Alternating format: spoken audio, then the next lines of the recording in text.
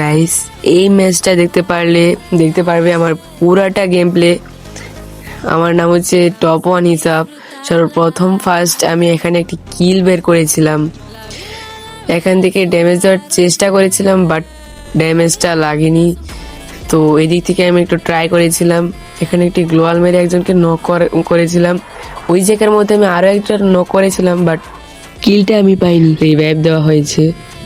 তো এখান থেকে আমি একটি মেডি করে নিয়েছিলাম, মেডি করার পর এখান থেকে যাচ্ছিলাম, স্নেপার দিয়ে একটা শট কানেক্ট করেছিলাম, এখান থেকে একজনকে ড্যামেজ দেওয়া হয়েছে, অলরেডি একজনকে নক করা হলো, মেডি করছিলাম, এখান থেকে গ্লোয়াল মেরে দুইজনকে নক করেছি, দুইজনকে ক্লিয়ারও করা হয়েছে গাইস।